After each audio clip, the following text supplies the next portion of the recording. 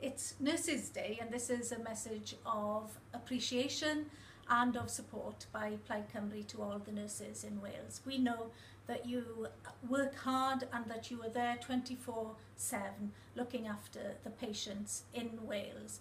Too often your role and your work is taken for granted, especially by health boards, and we want to see that nurses in Wales are fully supported, fully resourced to enable them to have the time to care.